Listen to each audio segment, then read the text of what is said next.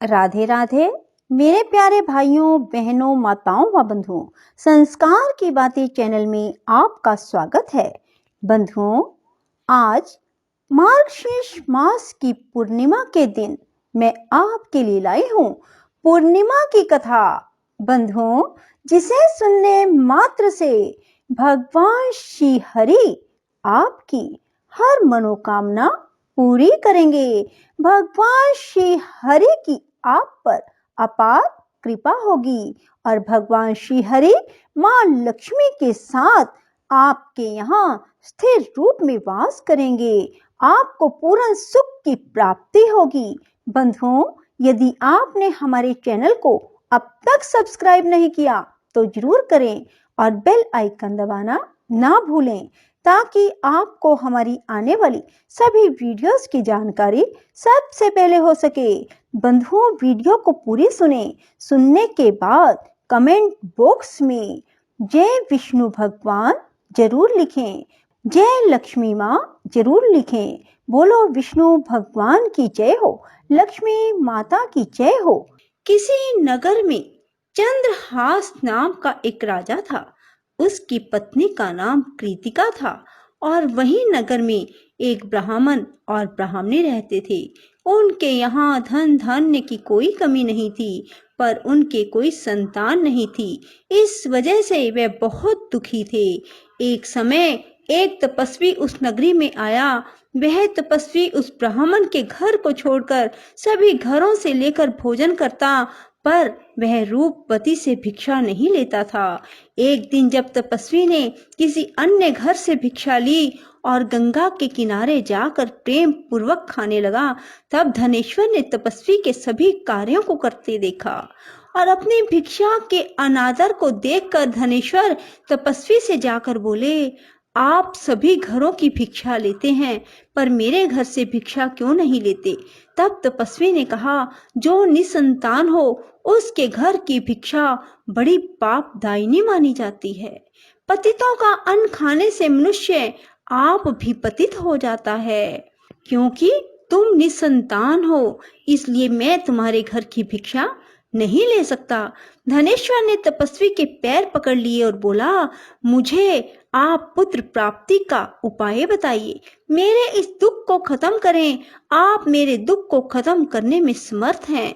तब उसके द्वारा प्रार्थना करने पर तपस्वी कहने लगा, तुम चंडी की आराधना करो। और आकर उसने ब्राह्मणी को सारी बात बताई और खुद चंडी की तपस्या करने के लिए वन में चला गया। उसने चंडी की उपासना की, उपवास किया और 16वें दिन उसे चंडी ने दर्शन दिया और कहा कि तुम्हारे पुत्र होगा, पर वह 16 वर्ष का हो जाएगा तो मृत्यु को प्राप्त हो जाएगा।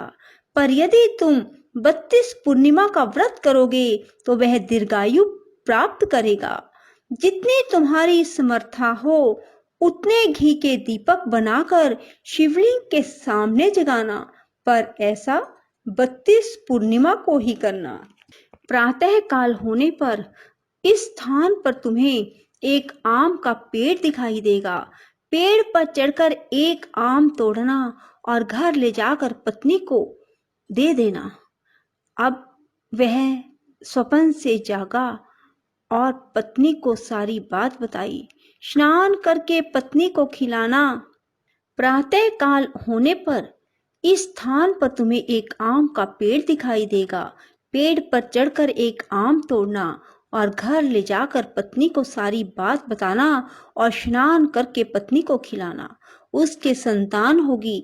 जब वह सवेरे उठा, उसने वहां एक आम के पेड़ को देखा और आम लगा देखा, पर वह आम तोड़ ना पाया क्योंकि आम बहुत ऊंचे लगा था।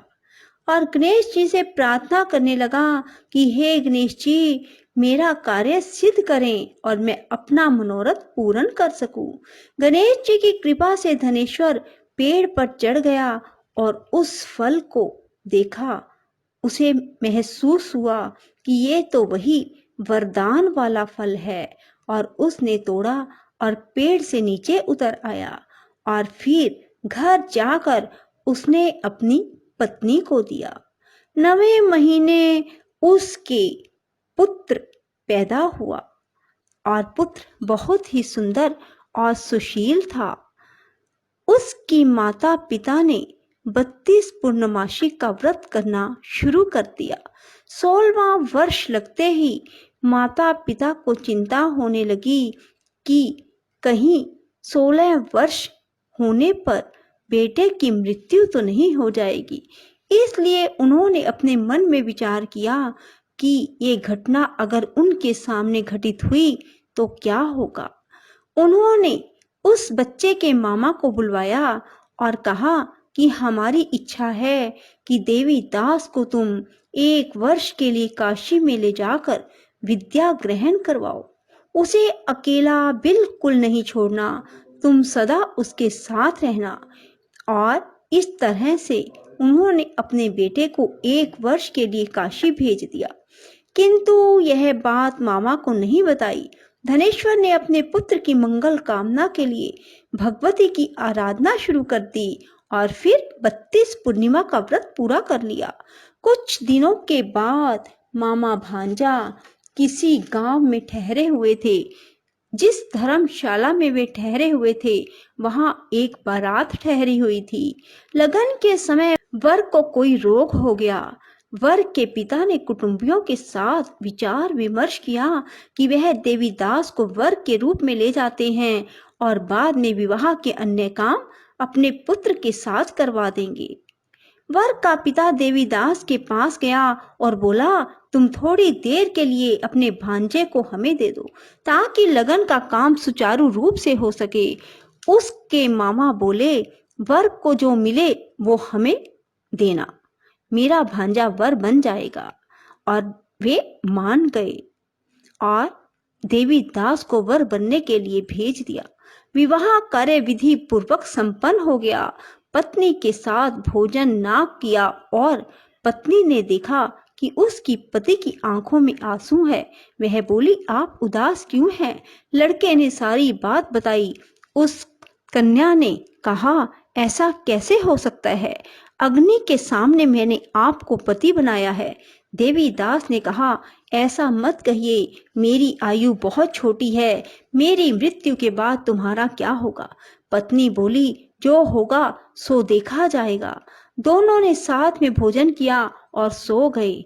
देवीदास ने जाने से पहले अपनी पत्नी को 3 नगों से जड़ी अंगूठी दी और एक रुमाल दिया और कहा कि इसे मेरा संकेत समझकर स्थिर चित्त हो जाओ। मेरा जन्म मरण जानने के लिए एक पुष्प वाटिका लगाओ और वहां नव मल्लिका लगाओ और उसे जल से सिंचित करती रहो। जिस दिन ये सूख जाए समझ लेना मेरे प्राणों का अंत हो गया, अर्थात मेरे प्राण निकल गए। जब ये फिर से हरे भरे हो जाएं तो समझ लेना मैं जीवित हो गया हूँ और इसे मेरा संकेत समझना। प्रातः काल होते ही विवाह कार्य संपन्न हुए तो कन्या ने अपने पिता से कहा, यह मेरा पति नहीं है, मेरा पति वही है जिसका रात्रि में मेरे साथ विवाह हुआ था। यदि यह मेरा पति है तो मुझे बताए कि रात्रि में हमारी क्या बातें हुई थी, इसने मुझे क्या दिया। ये बातें सुनकर वर कहता, मैं कुछ नहीं जानता। वह लज्जित होकर वहां से चला गया और बारात भी वापस लौट गई। मामा भांजा काशी विद्या अध्ययन के लिए चले गए और एक दिन काल से प्रेरित होकर एक सर्प देवीदास को काटने के लिए वहां पहुंचा।